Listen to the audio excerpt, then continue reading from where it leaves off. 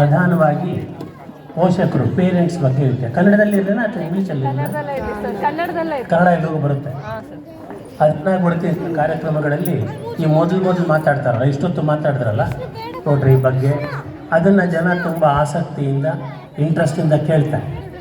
ನನಗೆ ಕೊನೆಯಲ್ಲಿ ಕೊಡ್ತಾರಲ್ಲ ಅಂತ ಅವ್ರನ್ನ ಜನರು ಕರುಣೆಯಿಂದ ಕೇಳ್ತಾರೆ, ಏನೋ ಒಂದು 4 ಮಾತು ಹೇಳ್ಕೊಂಡು ಹೋಗಿ.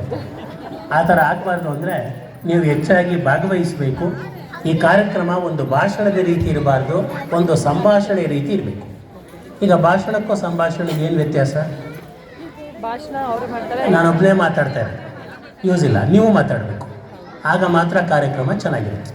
ಸರಿ, ಒಂದು ತುಂಬ ಮಾತುಗಳು ಲೆಕ್ಚರ್ಸ್ ಆಗೋಯ್ತು. ಒಂದು ಚಿಕ್ಕದೊಂದು ಎಕ್ಸಸೈಸ್ ಮಾಡೋಣ, ಒಂದು ಆಟ. ಎಲ್ಲ ನಿಮ್ಮ ಬಲಗೈಯಲ್ಲಿ ಈ ಥರ ಒಂದು ಚಿಹ್ನೆ ತಗೊಳ್ಳಿ, ರೈಟ್ ಹ್ಯಾಂಡಲ್ಲಿ. ಈಗ ನಾನು ಏನು ಹೇಳ್ತೀನೋ ಅದನ್ನು ಮಾಡಬೇಕು. You should do whatever I ಸೇ.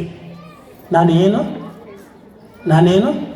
ಹೇಳ್ತೀನಿ ಅದನ್ನು ಇದು ನಿಧಾನವಾಗಿ ತೊಗೊಂಡು ಬನ್ನಿ ಅಷ್ಟೇ, ಇನ್ನೇನಿಲ್ಲ. ನಿಧಾನವಾಗಿ ಇದನ್ನು ನಿಮ್ಮ ಗಲ್ಲ ಅಥವಾ ಚಿನ್ನ ಹತ್ರ ತೊಗೊಂಡು ಬನ್ನಿ, ಬಿಟ್ಬಿಡಿ, ಕೈ ಬಿಟ್ಬಿಡಿ. ಈಗ ನನ್ನ ಫಸ್ಟ್ ಸೆಂಟೆನ್ಸ್ ಏನು ಹೇಳಿದೆ, ನಾನು ಹೇಳಿದ ಹಾಗೆ ಮಾಡಿದ್ದೆ. ಎಲ್ಲಿ ತೊಗೊಂಡು ಬನ್ನಿ ಕೈ ಅಂತ ಹೇಳಿದೆ?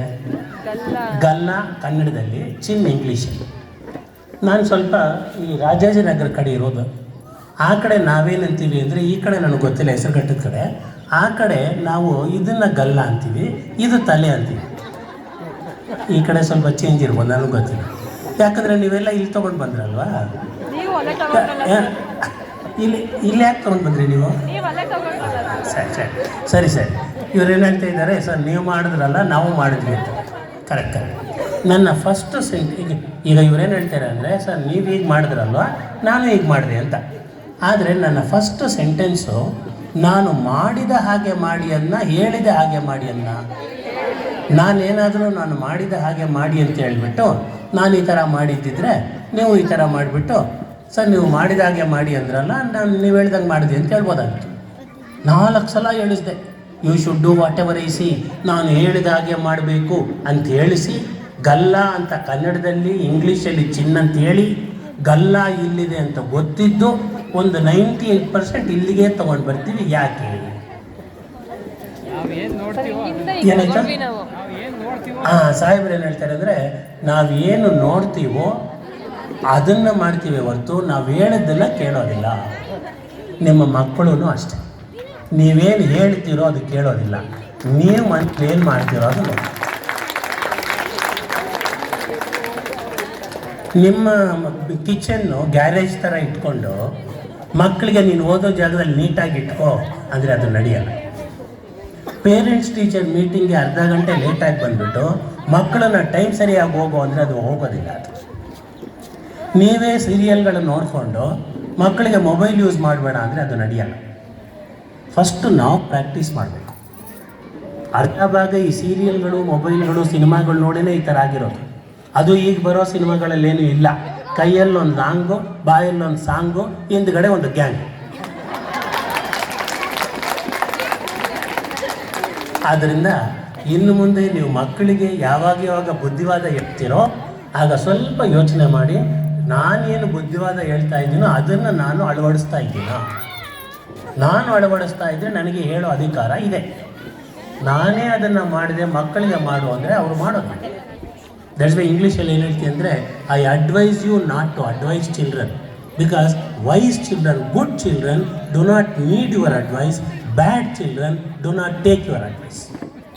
ಒಳ್ಳೆಯ ಮಕ್ಕಳಿಗೆ ಬುದ್ಧಿವಾದ ಬೇಕಾಗಿಲ್ಲ, ತಪ್ಪು ಮಕ್ಕಳು ಬುದ್ಧಿವಾದ ಕೇಳೋದಿಲ್ಲ. ಮತ್ತು ನಿಮಗೆ ಬೆಳಗ್ಗಿಂದ ಸಾಯಂಕಾಲದವರೆಗೂ ಮಕ್ಕಳಿಗೆ ಬುದ್ಧಿವಾದ ಹೇಳೋದೇ ನಿಮ್ಮ ಕೆಲಸ ಆಗುತ್ತೆ. ಅದು ಮಾಡಬೇಡ, ಇದು ಮಾಡಬೇಡ, ಅದು ಮಾಡಬೇಡ, ಇದು ಮಾಡಬೇಡ, ಹಾಗೆ ಹೀಗೆ ಅಂತ. ಸೊ ಆದ್ದರಿಂದ ಫಸ್ಟ್ ಆಫ್ ಆಲ್ ಮನೆಯಲ್ಲಿನ ವಾತಾವರಣ ಮಕ್ಕಳ ವ್ಯಕ್ತಿತ್ವದ ಮೇಲೆ ಅತಿ ಹೆಚ್ಚು ಪರಿಣಾಮ ಬೀರುತ್ತೆ. ಶಾಲೆಗಿಂತ ಹೆಚ್ಚಾಗಿ ಮನೆಯಲ್ಲಿ ಏನು ನಡೆಯುತ್ತೋ ಅದರಿಂದ ಮಕ್ಕಳು ಕಲಿತಾರೆ. ಆದ್ದರಿಂದ ತುಂಬ ಕೇರ್ಫುಲ್ಲಾಗಿ ನಾವಿರ್ಬೇಕು. ಮಕ್ಕಳ ಮುಂದೆ ಜಗಳ ಆಡಿದ್ರೆ, ಫಾರ್ ಎಕ್ಸಾಂಪಲ್ ಮಕ್ಕಳು ಒಂದು ವಿಚಿತ್ರ ಏನು ಅಂತ ಹೇಳ್ತೀವಿ. ಈಗ ಅವನೇನೋ ಬುಕ್ ಓದ್ತಾ ಇದ್ದಂಗೆ ಅನ್ನಿಸ್ತದೆ ನಮಗೆ ಮಗ. ನೀವು ಗಂಡ ಹೆಂಡತಿ ಏನಾದರೂ ಜಗಳ ಆಡ್ತಾ ಇದ್ದರೆ 100% ಅಟೆನ್ಷನ್ ಇಲ್ಲಿ ಜಗಳದ ಮೇಲೆ ಇರುತ್ತೆ. ಆದರೆ ನಮ್ಮನ್ನು ಅಬ್ಸರ್ವ್ ಮಾಡ್ತಾ ಇದ್ದಾನೆ ಅಂತ ನಿಮಗೆ ಗೊತ್ತಾಗೋದಿಲ್ಲ. ಈಗ ನೀವೆಲ್ಲ ನಾನು ನೋಡ್ತಾ ಇದ್ದೀರಾ, ನಾನು ನಿಮ್ಮನ್ನು ನೋಡ್ತಾ ಇದ್ದೀನಿ. ಓ ನೀವೆಲ್ಲ ಅಟೆಂಟಿವ್ ಆಗಿದ್ದೀರಾ ಅಂತ ನನಗೂ ಗೊತ್ತು, ನಾನು ಅಟೆಂಟಿವ್ ಆಗಿದ್ದೆ ಅಂತ ನಿಮ್ಗೆ ಗೊತ್ತು. ಆದರೆ ಮಕ್ಕಳು ಆ ಥರ ಅಲ್ಲ. ಮಕ್ಕಳು ಎಲ್ಲೋ ನೋಡ್ತಾ ಇರ್ತಾರೆ, ಎಲ್ಲೋ ಕೇಳ್ತಾ ಇರ್ತಾರೆ. ನೀವು ಗಂಡ ಹೆಂಡತಿ ಮಕ್ಕಳು ಏನಾದರೂ ಜಗಳ ಆಡ್ತಾ ಇದ್ದರೆ ಮಕ್ಕಳು ಅದು ನೋಡಿ ಎಕ್ಸಾಂಪಲ್ ಹೇಳ್ತೀವಿ ನೋಡಿ. ಯಾವುದೋ ಒಂದು ಮನೆಯಲ್ಲಿ ಗಂಡ ಸ್ವಲ್ಪ ಸ್ಟ್ರಾಂಗು, ಹೆಂಡತಿ ಸ್ವಲ್ಪ ಮೃದು ಅಂತ ಇಟ್ಕೊಳ್ಳಿ. ಗಂಡ ಬೈತಾ ಇರ್ತಾನೆ ಹೆಂಡತಿ ಯಾವಾಗ, ಅಥವಾ ರಿವರ್ಸು, ಹೆಂಡತಿ ಬೈತಾ ಇದ್ರೆ ಗಂಡನ. ಅದನ್ನೆಲ್ಲ ಅಬ್ಸರ್ವ್ ಮಾಡ್ತಾನೆ ಹುಡುಗ ಅಂದ್ಕೊಳ್ತಾನೆ. ಆ್ಯಂಡ್ ಈ ಗಂಡ ಬೈದಾಗಲೆಲ್ಲ ಹೆಂಡತಿ ಸರಿನ್ರಿ ಮಾಡ್ತೀನಿ ಅಂತ ಹೇಳ್ತಾಳೆ. ಆಗ ಮಗ ಏನು ಅಂದ್ಕೊಳ್ತಾನೆ ಅಂದರೆ, ಈ ಪ್ರಪಂಚದಲ್ಲಿ ನಾನು ಮುಂದಕ್ಕೆ ಬರಬೇಕು ಅಂದರೆ ಎಲ್ಲರ ಮೇಲೂ ಬೈಬೇಕು, ಆವಾಗ ಜನ ನಮ್ಮ ಮಾತು ಕೇಳ್ತಾರೆ ಅಂತ ಇಲ್ಲಿ ಬರ್ಕೊಳ್ತಾನೆ ಸ್ಕ್ರಿಪ್ಟ್. ಅದ್ರ ಪ್ರಕಾರನೇ ಕೆಲಸ ಮಾಡ್ತಾನೆ ಅವನು. ಸ್ಕೂಲಲ್ಲಿ ಬಂದು ಗಲಾಟೆ ಮಾಡ್ತಾನೆ. ಎಲ್ಲನೂ ಅಷ್ಟೇ, ನಮ್ಮ ಮನೆಯಲ್ಲಿ ಏನಾಗುತ್ತೋ ಅದರ ಮೇಲೆ ಪರಿಣಾಮ ಬೀರುತ್ತೆ. ಒಂದು 5 ವರ್ಷದ ಮಗು ತಾಯಿ ಇಬ್ಬರು ಹೋಗ್ತಾ ಇರ್ತಾರೆ. ತುಂಬ ಮುಗ್ಧವಾಗಿ ಆ ಮಗು ಒಂದು ಕ್ವಶನ್ ಕೇಳುತ್ತೆ, ಅಮ್ಮ ಆಕಾಶ ಯಾಕೆ ನೀಲಿಗಿದೆ, ಗಿಡ ಯಾಕೆ ಹಸಿರಾಗಿದೆ? ಯಮ್ಮನಿಗೆ ಗೊತ್ತಿದ್ರೆ ಹೇಳಬೇಕು, ಇಲ್ಲ ತಿಳ್ಕೊಂಡು ಹೇಳ್ಬೇಕಲ್ವಾ?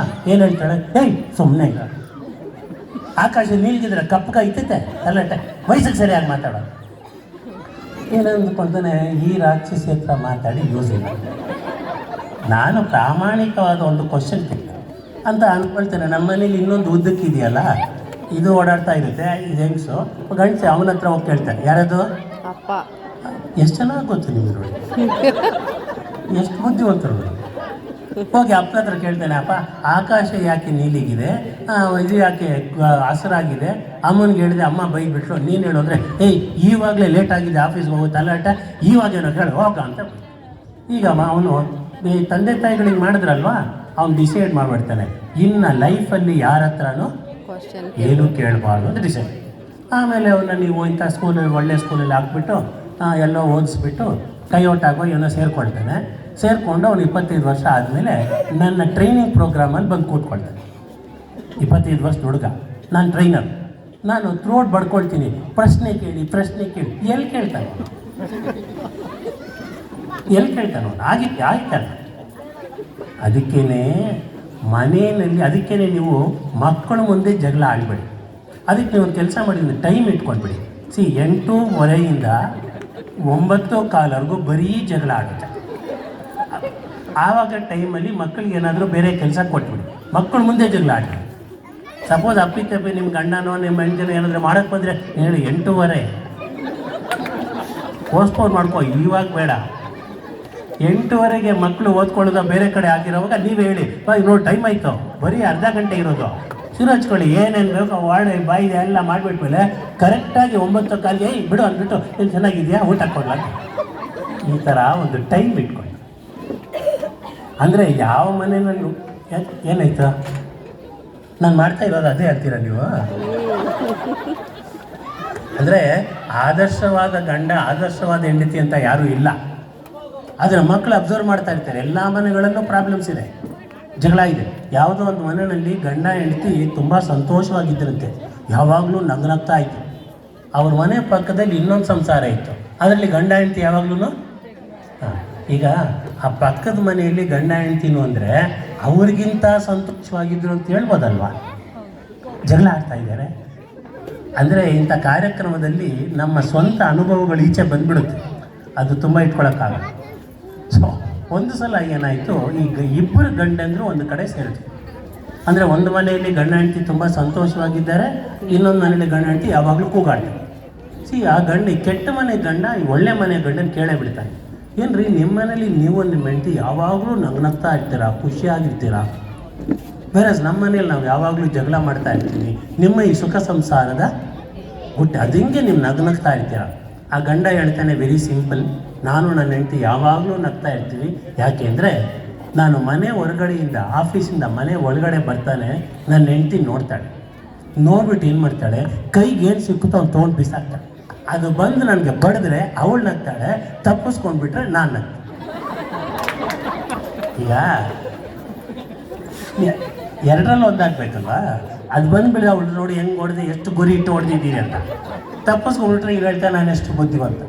ಇದನ್ನೆಲ್ಲ ಅಬ್ಸರ್ವ್ ಮಾಡಿದ ಮಕ್ಕಳು ಅವರೇ ಪ್ರೋಗ್ರಾಮ್ ಸ್ಕೂಲ್ಗಳಲ್ಲಿ ಜಗಳ ಆಡೋದು, ಗಲಾಟೆ ಮಾಡೋದು. ಆದ್ದರಿಂದ ಇವತ್ತಿಂದ ನೀವು ಆಡುವ ಒಂದೊಂದು ಮಾತು, ನಿಮ್ಮ ಒಂದೊಂದು ಚರ್ಯೆ, ನಿಮ್ಮ ಒಂದೊಂದು ಹಾವಭಾವ, ನಿಮ್ಮ ಒಂದೊಂದು ಚಲನವಲನ ಮಕ್ಕಳ ಮೇಲೆ ಪರಿಣಾಮ ಬೀರುತ್ತೆ ಅನ್ನತಕ್ಕಂಥ ಸ್ಪಷ್ಟವಾದ ಅರಿವು ನಿಮಗೆ ಇರಬೇಕು.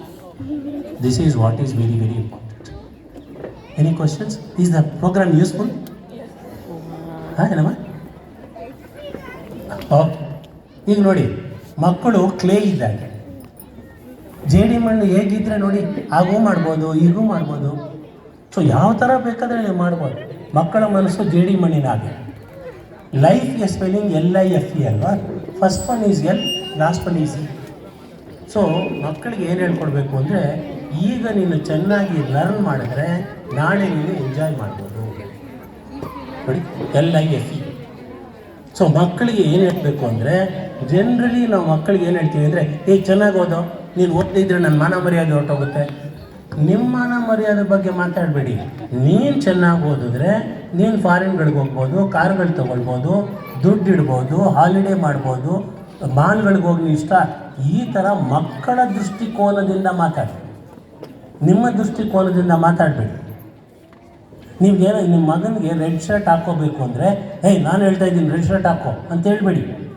ನೀನು ಯಾವ ಶರ್ಟ್ ಆದರೂ ಹಾಕೋಪ್ಪ, ಆದರೆ ರೆಡ್ ಶರ್ಟ್ ಹಾಕಿದ್ರೆ ನೀನು ಚೆನ್ನಾಗಿ ಕಾಣ್ತೀಯ ಅಂತ ಹೇಳ್ತೀವಿ. ನೀವು ಮಾತಾಡೋ ಒಂದೊಂದು ಅಡ್ವೈಸ್, ಅದು ಒಂದೊಂದು ಮಾತು ಮಕ್ಕಳ ದೃಷ್ಟಿಕೋನದಿಂದ ಮಾತಾಡಬೇಕು. ನಾನು ಹೇಳ್ತೀನಿ ಮಾಡು ಅಂತ ಹೇಳ್ಬಾರ್ದು. ಈ ಥರ ಮಾಡಿದ್ರೆ ನಿಮಗೆ ಒಳ್ಳೆಯದಾಗುತ್ತೆ, ಅದನ್ನು ನೀವು ಹೇಳಬೇಕಾಗುತ್ತೆ. ನೋಡಿ, ಮಕ್ಕಳಿಗೇನು ಬೇಕು? A hand to hold, an ear to listen, a heart to understand them. ಕೈ ಹಿಡ್ಕೊಳ್ಳೋದಕ್ಕೆ ಒಂದು ಕೈ, ಕೇಳೋದಕ್ಕೆ ಕಿವಿಗಳು, ಮತ್ತು ಅಂಡರ್ಸ್ಟ್ಯಾಂಡ್ ಮಾಡ್ಕೊಳ್ಳೋದಕ್ಕೆ ಒಂದು ಹೃದಯ. ಇದು ಮಕ್ಕಳಿಗೆ ಬೇಕು. ಒಂದು ಪಾಯಿಂಟ್ ಹೇಳ್ತೀನಿ ನೋಡಿ. 4 ಜನ ಮಕ್ಕಳಿದ್ದಾರೆ. ಅನ್ನೋನು ಸ್ಕೂಲಲ್ಲಿ 95% ಮಾರ್ಕ್ಸ್ ತೊಗೊಳ್ತಾನೆ, ಜೀವನ ಕಲೆಯಲ್ಲಿನೂ 95%. ಜೀವನ ಕಲೆ ಅಂದರೆ ಧೈರ್ಯವಾಗಿ ಮಾತಾಡ್ತಾನೆ, ಗುರಿಯರಿಗೆ ಗೌರವ ಕೊಡ್ತಾನೆ, ಹೊಸದಾಗಿ ಯೋಚನೆ ಮಾಡ್ತಾನೆ ನೋಡಿ, ಪ್ರೀತಿ ವಾತ್ಸಲ್ಯ ಇಟ್ಕೊಂಡಿದ್ದಾನೆ, ದೇವರ ಮೇಲೆ ಭಕ್ತಿ ಇದೆ. B ಅನ್ನೋನು 2ರಲ್ಲೂ ಸರಿ ಇಲ್ಲ. C ಅನ್ನೋನು ಮಾರ್ಕ್ಸ್ 95% ತೊಗೊಳ್ತಾನೆ ಯಾವಾಗಲೂ, ಆದರೆ ಜೀವನ ಕಲೆಯಲ್ಲಿ 60%. D ಅನ್ನೋನು ಮಾರ್ಕ್ಸ್ ಬರೀ 60% ತೊಗೊಳ್ತಾನೆ, ಆದರೆ ಜೀವನ ಕಲೆಯಲ್ಲಿ 95% ಇದ್ದಾನೆ. ಈಗ ನೀವೇ ಹೇಳಿ, C ಮತ್ತು D ನಲ್ಲಿ ಯಾವ ವ್ಯಕ್ತಿ, ಯಾವ ಹುಡುಗ ಹೆಚ್ಚು ಯಶಸ್ವಿ ಆಗ್ತಾನೆ? ಯಾಕೆ ಆಗ್ತಾನೆ? ನಿಮ್ಮ guarantee D will be better then C. Of course best ಯಾರು? A is the best. ನಿಮ್ಮ ಮಗ D ಥರ ಆಗಬೇಕು, ಜೀವನ ಕಲೆ ಕಲಿಬೇಕು, ಅದು ಜನರ ಹತ್ರ ಮಾತಾಡಬೇಕು, ಶಿಸ್ತಿರಬೇಕು ಅಂದರೆ ಒಂದೇ ಒಂದು ಪರಿಹಾರ, ಇಂಟ್ರಾಕ್ಟ್ ಕ್ಲಬ್ಗೆ ಅವನ್ನ ಸೇರಿಸಿ. That is the only thing which happens.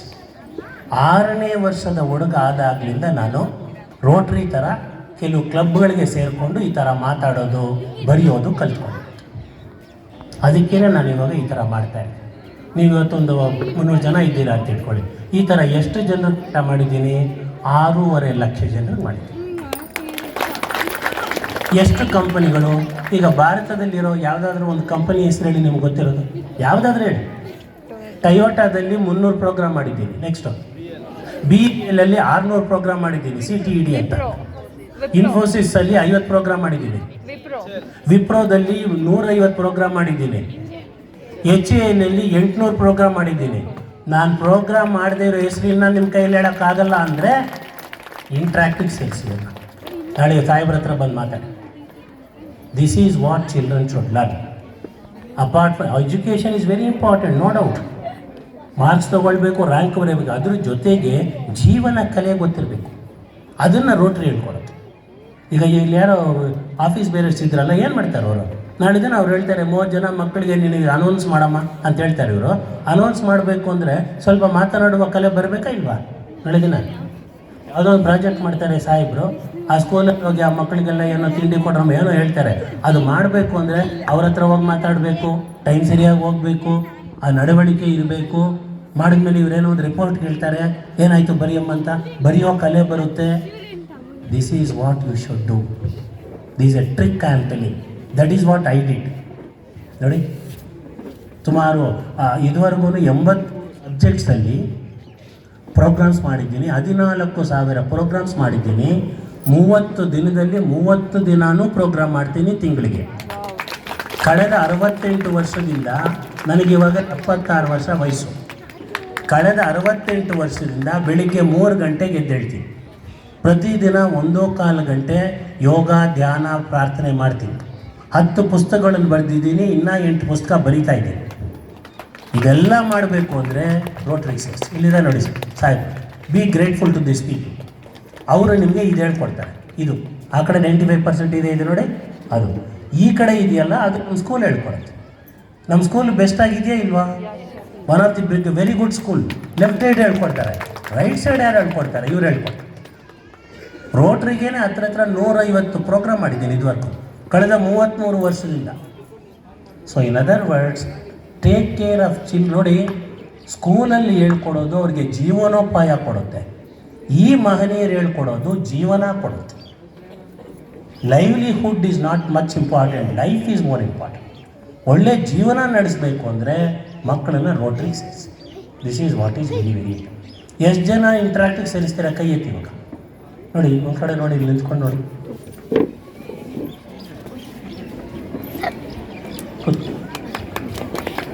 Is it clear no? ಏನಿಲ್ಲ, ಅವ್ರಿಗೇನು ತೊಂದರೆ, ಸ್ಕೂಲಲ್ಲಿ ಏನೂ ತೊಂದರೆ ಮಾಡೋದಿಲ್ಲ. ಅವ್ರವ್ರ ಪಾಠ ಫಸ್ಟ್ ಕ್ಲಾಸಾಗಿ ಓದ್ಕೊಳ್ತಾರೆ. ಯಾವಾಗ 15 ದಿನಕ್ಕೆ 1 ತಿಂಗಳಿಗೆ ಏನೋ ಒಂದು ಮೀಟಿಂಗ್ ಇರುತ್ತೆ, ಸಾಹೇಬರು ಬಂದು ಗೈಡ್ ಮಾಡ್ತಾರೆ, ಅಲ್ಲೋಗಿ. ಸೊ ಚಿಕ್ಕವರಿರೋವಾಗೆ ಅವರಿಗೆ ಎಲ್ಲ ಬಂದುಬಿಡುತ್ತೆ. ಕಮ್ಯುನಿಕೇಷನ್ ಬರುತ್ತೆ, ಕರೇಜ್ ಬರುತ್ತೆ, ಆತ್ಮವಿಶ್ವಾಸ ಬರುತ್ತೆ, ಎಟಿಕ್ವಿಟ್ ಸಾಮಾಜಿಕ ನಡವಳಿಕೆ ಬರುತ್ತೆ, ಶಿಸ್ತು ಬರುತ್ತೆ. ನೋಡಿ, ಶಿಸ್ತಾಗಿರೋದು ತುಂಬ ಮುಖ್ಯ. ಅದೆಲ್ಲ ರೋಟ್ರಿ ಅವರು ಹೇಳ್ಕೊಡ್ತಾರೆ. ಕ್ಲಿಯರ್? ಏನಾದರೂ ಡೌಟ್ಸ್ ಇದ್ದರೆ ಕೇಳಿ, ಯಾರಾದರೂ ಡೌಟ್ಸ್ ಇದ್ದರೆ ಕೇಳಿ ಸುಮ್ಮನೆ. ಓಕೆ, ಈಗ ನಮ್ಮ ಬ್ರೈನಲ್ಲಿ ಲೆಫ್ಟ್ ಬ್ರೈನ್, ರೈಟ್ ಬ್ರೈನ್ ಅಂತ ಒಂದಿದೆ. ನಮಗೆ ಬ್ರೈನ್ ಇದೆ ಗೊತ್ತಾ? ಅಲ್ಲ, ಬ್ರೈನ್ ಅಂತಲೇ ಒಂಥರ ನೋಡಿದ್ರಲ್ಲ, ನನಗೆ ಏನಪ್ಪ ಇಲ್ಲದೇ ಇರೋದೆಲ್ಲ ಇವ್ರು ಯಾಕೆ ಮಾತಾಡ್ತಾರೆ? ಓಕೆ, ಈ ಬ್ರೈನಲ್ಲಿ ಲೆಫ್ಟ್ ಬ್ರೈನ್ ಅಂತ ಇದೆ, ರೈಟ್ ಬ್ರೈನ್ ಅಂತ ಇದೆ. ಯಾರಿಗಾದ್ರು ಕೇಳಿದ್ದೀರಾ ನೀವು? ಏನು ಕೇಳಿದ್ದೀರ?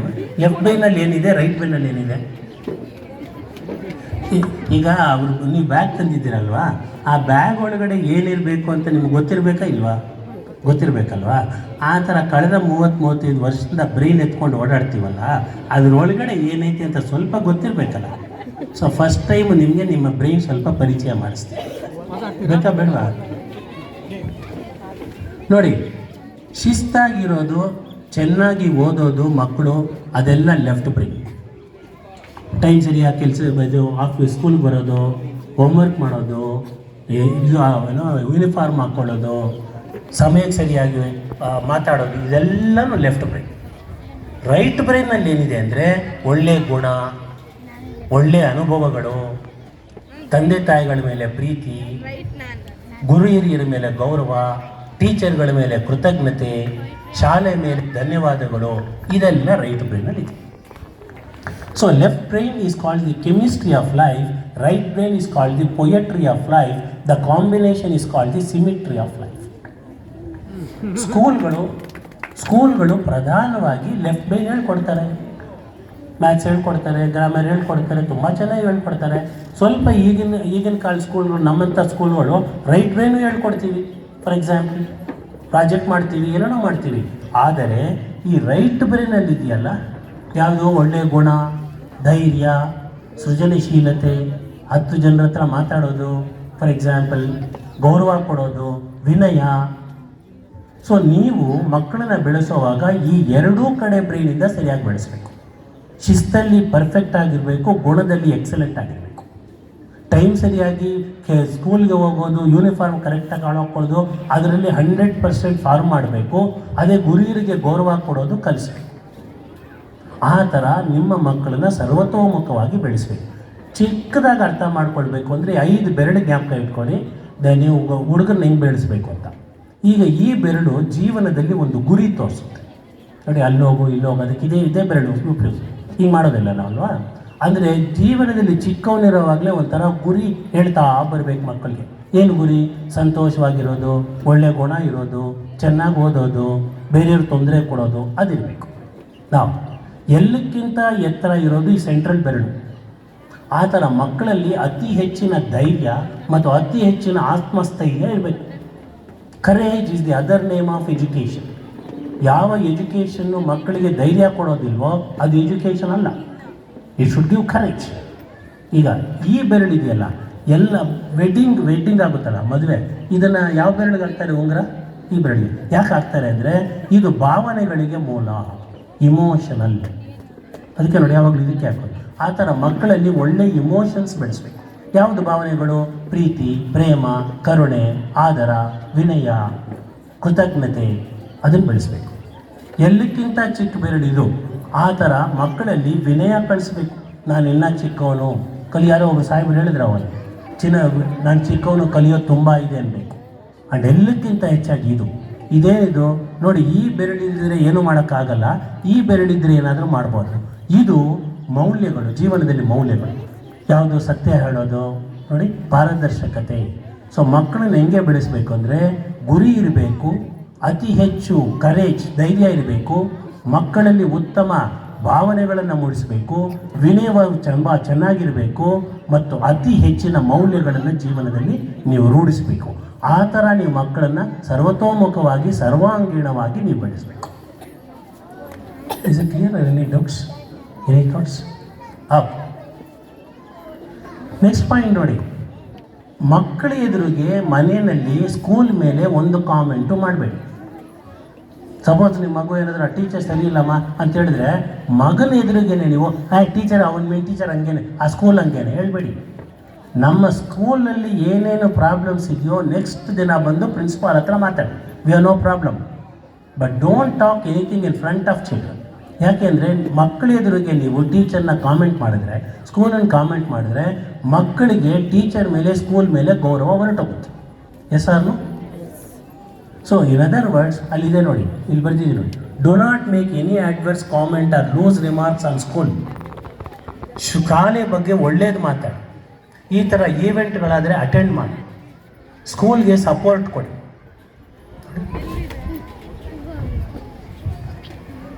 ಐ ಥಿಂಕ್ ಇದಾಗುತ್ತೇನೋ? Okay. Take comments of the school teachers. ಈಗ ಪೇರೆಂಟ್ಸ್ ಟೀಚರ್ ಮೀಟಿಂಗಲ್ಲಿ ನಿಮ್ಮ ಮಗನ ಬಗ್ಗೆ, ಮಗಳ ಬಗ್ಗೆ ಏನಾದರೂ ಒಂದು ಕಾಮೆಂಟ್ ಹೇಳಿದ್ರೆ, ಮೇಡಮ್ ಅವ್ರು ಗಲಾಟೆ ಮಾಡ್ತಾರೆ, ಶಿಸ್ತಿಲ್ಲ ಅಂದರೆ ಅದನ್ನು ಆಬ್ಜೆಕ್ಟಿವ್ ಆಗಿ ತಗೊಳ್ಳಿ, ಒಳ್ಳೆ ದೃಷ್ಟಿಯಿಂದ ಅವ್ರು ಹೇಳಿದ್ದಾರೆ. And you are the partner with the school. ನಿಮ್ಮ ಮಗುವಿನ ಸರ್ವತೋಮುಖ ಬೆಳವಣಿಗೆಗೆ ಸ್ಕೂಲ್ ಜೊತೆ ನೀವು ಪಾರ್ಟ್ನರ್. ಮಕ್ಕಳು ಮನೆ ಕೆಲಸ ಮಾಡಿದ್ದಾರೋ ಅವರೆಲ್ಲ ಟಾಪ್ ಪೊಸಿಷನ್ಲಿದ್ದಾರೆ ಇವಾಗ. ಸರ್ಟೇನ್ ಏಜ್ ಇರುತ್ತೆ ಸರ್. ಅಂದರೆ ಈಗ ನಾವೇನಂತ ಹೇಳ್ತೀವಿ, ಒಂದು ಚಿಲ್ಡ್ರನ್ಸ್, ಈಗ ಮಗು ತುಂಬ ಚಿಕ್ಕದು, ಅಂದರೆ ಮಗು ತುಂಬ ಚಿಕ್ಕದು, ಇನ್ನು ಅವ್ರ ಕೆಲಸ ಅವ್ರು ಮಾಡ್ಕೊಳಕ್ಕೆ ಅಂತ ಹೇಳ್ತಾರೆ. ಈಗ ನಾವೇನು ಹೇಳ್ತೀವಿ, ಈಗ ಆಲ್ರೆಡಿ ಒಂದು 5 ವರ್ಷ ಆಗಿದೆ ಮಗುಗೆ, ನಾವೇನೇ ಹೇಳ್ತೀವಿ, ಆದಷ್ಟು ನೀನು ಊಟ ನೀನು ಮಾಡಬೇಕು, ನಿನ್ನ ಬ್ಯಾಗ್ ನೀನು ರೆಡಿ ಮಾಡ್ಕೋಬೇಕು, ಸಾಕ್ಸ್ ನೀನು ಹಾಕೋಬೇಕು, ಶೂ ನೀನು ಹಾಕೋಬೇಕು, ಆದಷ್ಟು ನಾವು ರೆಡಿ ಮಾಡೋಕ್ಕೆ ಟ್ರೈ ಮಾಡ್ತೀವಿ. ಬಟ್ ಏನಾಗುತ್ತೆ, in case family, joint family ಇದ್ದಾಗ ಅವ್ನು ಇನ್ನೂ ತುಂಬ ಚಿಕ್ಕವನು, ಈ ಟೈಮಲ್ಲಿ ನೀವು ಎಂಜಾಯ್ ಮಾಡಬೇಕು, ನೀವೆಲ್ಲ ಕೆಲಸ ಮಾಡಬೇಕು, ಅವ್ನಿಗೆ ಬಿಡಬಾರ್ದು, ಸ್ನಾನ ಅವನೇ ಮಾಡ್ಕೊ ಅಂತ ನಾವು ಹೇಳ್ತೀವಿ, ಗೈಡ್ ಮಾಡ್ತೀವಿ. ಬಟ್ ಅವ್ರೇನು ಹೇಳ್ತಾರೆ, ನೀವೆಲ್ಲ ಎಂಜಾಯ್ ಮಾಡಿ, ಅವ್ನು ಮಾಡಬೇಕು, ನೀವು ಅವ್ನಿಗೆ ಮಾಡೋಕ್ಕೆ ಬಿಡಬಾರ್ದು ಅಂತಾರೆ. ಯಾವುದು ಸರಿ, ಯಾವುದು ತಪ್ಪು ಸರಿ? ಕ್ವಶನ್ ಅರ್ಥ ಆಯ್ತಲ್ವ? ಏನೂ ಇಲ್ಲ. ಈಗ ಇದು ಒಂದು ಗೋಡೆ ಅಂತ ಇಟ್ಕೊಳ್ಳಿ, ಗೋಡೆ, ಅದರೊಳಗಡೆ ಒಂದು ಗೋಡೆ ಹೊಡಿಬೇಕು, ನೀರು. ಆ ಗೋಡೆ ಇಟ್ಬಿಟ್ಟು ಗೋಡೆ ಮೇಲೆ ಹೊಡಿಬೇಕಾ ಅಥವಾ ಗೋಡೆ ಮೇಲೆ ಸುತ್ತಿ ಹೊಡಿಬೇಕಾ? ಅಲ್ಲ, ಗೋಡೆ ಮೇಲೆ ಹೊಡಿಬೇಕಾ, ಮೊಳೆ ಮೇಲೆ ಹೊಡಿಬೇಕಾ ಅಲ್ವಾ? ಆ ಥರ ಯಾರು ಹೇಳ್ತಾರ, ಆ ಮೊಳೆ ಇರುತ್ತಲ್ಲ ಅದು ಕೊಡಿ, ಗೋಡೆಗೆ ಯಾಕೆ ಕೊಡಿ? ಯಾರ್ಯಾರು ಆ ಥರ ಮಾತಾಡ್ತಾರೋ ಕಳ್ಕೊಂಡು ಬನ್ನಿ, ರಿಪೇರಿ ಮಾಡಿ ವಾಪಸ್ ಕಳಿಸ್ತೀನಿ. ಈಗ ನಾನು ಅದೇ ಈಗ ನಾನು ಹೇಳಿದೆ ಸರ್, ಈಗ ಈಗಿಂದಲೇ ನಾವು ಶುರು ಮಾಡಿದ್ರೆ ಮಕ್ಕಳು ಅದೇ ಹೇಳ್ತಾರಲ್ಲ, ಮರದ ಗಿಡವಾಗಿ ಬಗ್ಗದ್ದು ಮರವಾಗಿ ಬಗ್ಗೀತೆ ಅನ್ನೋ ಥರ. ವಯಸ್ಸು 5 ವರ್ಷ ಏನು ಚಿಕ್ಕದಲ್ಲ, ಈ ವರ್ಷದಿಂದ, ಈ ಟೈಮಿಂದ ನಾವು ಸ್ಟಾರ್ಟ್ ಮಾಡ್ಬೇಕು ಮಕ್ಳಿಗೆ ಆದಷ್ಟು ಅವ್ರ ಕೆಲಸ ಮಾಡ್ಕೊಳ್ಳೋದು. ತುಂಬ ನಾವು ಸ್ಟ್ರೆಸ್ ಮಾಡಲ್ಲ, ಲೈಟಾಗಿ ಅವ್ರ ಕೆಲಸ ಆದಷ್ಟು. ನಾವಾಗ ಏನಾಗ್ತಾರೆ ಮಕ್ಕಳಿಗೆ ಅವ್ರದೇ ಒಂದು ಜವಾಬ್ದಾರಿ, ರೆಸ್ಪಾನ್ಸಿಬಿಲಿಟಿ ಬರುತ್ತೆ ಅಂತ ನಾವು ಯೋಚನೆ ಮಾಡ್ತೀವಿ. ಈಗ 3 ಏಜೆನ್ಸಿ ಇದ್ದೀರಾ, ನೀವಿದ್ದೀರಾ, ನಿಮ್ಮ ಮಗು ಇದ್ದಾರೆ, ಆ ಥರ ಹೇಳೋರು ಒಬ್ರು ಇದ್ದಾರೆ. ಈ 3ರಲ್ಲಿ ಯಾರು ತಪ್ಪು ಇಲ್ಲಿ? ಅದೇ ಸರ್, ನಾನು ನಿಮ್ಮನ್ನು ಕೇಳ್ತಾ ಇದ್ದೀನಿ. ಇಷ್ಟು ಹೇಳಿದ ಮೇಲೂ ನಿಮ್ಗೆ ಡೌಟ್ ಇದೆ ಯಾರು ತಪ್ಪು ಅಂತ. ಈಗ ನೀವು ಒಂದು ಫೈನಲ್ ಜಜ್ಮೆಂಟ್ ಕ್ಲಿಯರ್ ಆಗಿ ಹೇಳ್ಬಿಡಿ. ನೀವೇ ಹೇಳಿ ಯಾರು ತಪ್ಪು? ಹೇಳೋರು ತಪ್ಪಲ್ವಾ? ಸೊ ಅವ್ರನ್ನ ಸರ್ ಮಾಡ್ಬೇಕು ನೀವು. ಮಗನ ಯಾಕೆ ಸರ್ ಮಾಡ್ತೀರಾ? ಸೊ ಕ್ಲೀನಾಗಿ ಒಂದು ಕಡೆ ಕರ್ಕೊಂಡೋಗಿ ಅವ್ರ ಹತ್ರ ಮಾತಾಡಿ. ಇಲ್ಲಾಂದರೆ ಒಬ್ಬ ಸೋಷಿಯಲ್ ಕೌನ್ಸಿಲರ್ ಅಂತ ಹೋಗಿ, ನಮ್ಮ ಸ್ಕೂಲಲ್ಲೇ ಕೌನ್ಸಿಲರ್ಸ್ ಇರಿಸ್ತೀನಿ ಬೇಕಾದ್ರೆ ಅಂತ ಅವ್ನು ಕರ್ಕೊಂಡು ಬನ್ನಿ, ನಾವು ಅಡ್ವೈಸ್ ಮಾಡ್ತೀವಿ. ಏನು ಅರ್ಥ ಮಾಡ್ಕೋಬೇಕು ಅಂದರೆ, ನೀವು ಮಗುಗೆ ಆ ಕೆಲಸ ಮಾಡಬೇಕು ಅಂತ ಮಗು ಮೇಲೆ ಪ್ರೀತಿ ಇಲ್ಲದೆ ಹೇಳ್ತಾ ಇಲ್ಲ, ಮಗುಗೆ ಕಷ್ಟ ಆಗಲಿ ಅಂತ ಹೇಳ್ತಾ ಇಲ್ಲ, ಆ ಮಗು ಬೆಳೀಲಿ ಅನ್ನೋ ಉದ್ದೇಶದಿಂದ ಹೇಳ್ತಾ ಇದ್ದೀರಲ್ವಾ. ಚಟುವಟಿಕೆ ಮುಖ್ಯ ಅಲ್ಲ, ಉದ್ದೇಶ ಮುಖ್ಯ. ಯಾರೋ ಒಬ್ಬನಿಗೆ ನೀವು ಚಾಕು ತೊಗೊಂಡು ಕುಯ್ದಿದ್ರೆ ಅವನು ಮರ್ಡರ್ ಅಂತ ಅವನಿಗೆ ಜೈಲ್ ಹಾಕ್ತಾರೆ. ಬಟ್ ಆ್ಯಕ್ಚುಲಿ ಒಬ್ಬ ಸರ್ಜನ್ ಮಾಡೋದು ಅದೇನೆ, ಅವನು ಒಂದು ಚಾಕು ತೊಗೊಂಡು ಕುಯ್ತಾನೆ, ಅವನ ವೈದ್ಯೋ ನಾರಾಯಣರಿ ಅಂತ ನಮಸ್ಕಾರ ಮಾಡ್ತಾರೆ. ಚಟುವಟಿಕೆ ಒಂದೇ, ಉದ್ದೇಶ. ನೀವು ಮಗುಗೆ ಮಾಡಿ ಅಂತ ಯಾಕೆ ಹೇಳ್ತೀರಾ? ಒಳ್ಳೇದಕ್ಕೆ ಹೇಳ್ತೀರಲ್ವಾ. ಆ ಮಗು ಅವನ ರೆಸ್ಪಾನ್ಸಿಬಿಲಿಟಿ ಅವ್ನು ಈಗಿಂದಲೇ ಶುರು ಮಾಡಿ. ಆದ್ದರಿಂದ ನೀವು ಬೇರೆಯವ್ರು ಯಾರು ಹೇಳ್ತಾರಲ್ವ ಅವ್ರನ್ನ ಟ್ರೀಟ್ ಮಾಡಬೇಕು. ರೋಗ ಯಾರಿಗಿದೆಯೋ ಅವ್ರು ಟ್ರೀಟ್ಮೆಂಟ್ ಕೊಡಬೇಕಲ್ವಾ. ಈಗ ನಾನು ನನ್ನ ಮಗ ಏನಾದರೂ ಹೋದರೆ ಅವ್ನಿಗೆ ಹೊಟ್ಟೆ ನೋವಿದೆ, ಡಾಕ್ಟ್ರ್ ನೀನು ಮಾತ್ರ ಹಾಕು ಅಂತ ಕೊಟ್ಟರೆ ಆಗೋದು. ಸೊ ಅಂಥವ್ರು ಯಾರ್ಯಾರಿದ್ದಾರೋ ಅವ್ರನ್ನ ಕರೆಕ್ಟ್ ಮಾಡಿ. It is very. ನೋಡಿ, ಜಿರಾಫೆ ನೋಡಿದ್ದೀರಾ? ಜಿರಾಫೆ ಆಗ ತಾನೇ ಹುಟ್ಟಿದ ಜಿರಾಫೆ, ಆಗ ತಾನೇ ಹುಟ್ಟಿರೋ ಜಿರಾಫೆ ತಾಯಿ ಏನು ಮಾಡುತ್ತೆ ಗೊತ್ತಾ? ಹಿಂಗೆ ಓದುತ್ತೆ, 15 ಫೀಟ್ ಮೇಲಕ್ಕೆ ಹೋಗುತ್ತೆ ಆ ಮಗು, ಅಲ್ಲಿಂದ ಬೀಳುತ್ತೆ. ಇನ್ಫ್ಯಾಕ್ಟ್ ನಿಮಗೆ ಅಡ್ವೈಸ್ ಮಾಡ್ತಾರೆ, ಅದು ನೋಡಬೇಡಿ, ನಿಮಗೆ ತುಂಬ ಕ್ರೂರವಾಗಿ ಕಾಣುತ್ತೆ ಅಂತ. ಯಾಕೆ ಮಾಡುತ್ತೆ ಜಿರಾಫೆ ತಾಯಿ? ಬಿಕಾಸ್ ಇನ್ನು ಕೆಲವು ದಿನಗಳಲ್ಲಿ ಸಿಂಹನೋ ಯಾವುದೋ ಒಂದು ಬರುತ್ತೆ, ಇದು ಕಲಿಬೇಕು, ಜಿಗೋದಕ್ಕೆ ಕಲಿಬೇಕು. ಸೊ ಏನು ದ್ವೇಷದಿಂದ ಹೊಡೆಯುತ್ತ ಮಗು? ಇಲ್ಲಾಂದರೆ ನೀವು ಒದಿಲಿಲ್ಲ ಅಂದರೆ ಅದನ್ನು ಹಿಡ್ಕೊಂಡು ಹೋಗುತ್ತೆ, ಹುಲಿನೋ ಏನೋ. ಸೊ ಆದ್ದರಿಂದ ಮಕ್ಕಳ ಮೇಲೆ ನೋಡಿ, ಮಕ್ಕಳ ಮೇಲೆ ಪ್ರೀತಿ ಇರಲಿ, ವ್ಯಾಮೋಹ ಬೇಡ. ಪ್ರೀತಿ ಬೇರೆ, ಮೋಹ ಬೇರೆ. ಪ್ರೀತಿ ಅಂದರೆ ಮಕ್ಕಳನ್ನು ಚೆನ್ನಾಗಿ ನೋಡ್ಕೊಳ್ತೀರಾ, ಆದರೆ ಮಕ್ಕಳಿಗೆ ಏನು ಹೇಳ್ಕೊಡ್ಬೇಕು ಆ ವಯಸ್ಸಲ್ಲಿ ಹೇಳ್ಕೊಡ್ತೀರಾ. ಮಕ್ಕಳು ತಪ್ಪು ಮಾಡಿದ್ರೆ ಸರಿಪಡಿಸ್ತೀರಾ, ದಟ್ ಇಸ್ ಕಾಲ್ಡ್ ಪ್ರೀತಿ. ವ್ಯಾಮೋಹ ಅಂದರೆ ಆ ಒಂದು ವಿವೇಕವಿಲ್ಲದ ಪ್ರೀತಿ. ವಿವೇಕನೇ ಇಲ್ಲ ಮಕ್ಕಳ ಬಗ್ಗೆ, ಎಲ್ಲ ಚೆನ್ನಾಗಿರಬೇಕು ಅಂತ ಆ ಥರ ಪ್ಯಾಂಪರ್ ಮಾಡಿನೇ ಮಕ್ಕಳು ಈ ಥರ ಆಗಿರೋದು ಇವಾಗ. ಈಗ ಮಕ್ಕಳು ತಂದೆ ತಾಯಿಗೆ ಹೇಳಿದ ಮಾತು ಕೇಳಲ್ಲ, ಚಿಲ್ಡ್ರನ್ ಹೇಳಿದ ಮಾತು ಕೇಳಲ್ಲ. ಆ ತಂದೆ ತಾಯಿಗಳ ಟೀಚರ್ ಹೇಳಿದ್ರು ಹೇಯ್ ಅಂದರೆ ಆ ಟೀಚರ್ಸ್ ಬಂದು ಮುಂದೆ ನಿಂತ್ಕೊಳ್ತಾರೆ ನಾಳೆ ದಿನ.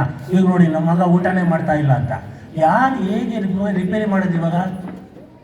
ಅದಕ್ಕೇನೆ ಯಾರೋ ಒಬ್ಬರು ಮೊನ್ನೆ ತುಂಬ ಚೆನ್ನಾಗಿ ಬರೆದಿದ್ದಾರೆ, be a friend to your children ಅಂತ ಬರೆದಿದ್ದೀರಪ್ಪ, ಅದು ರಾಂಗ್. ಅದು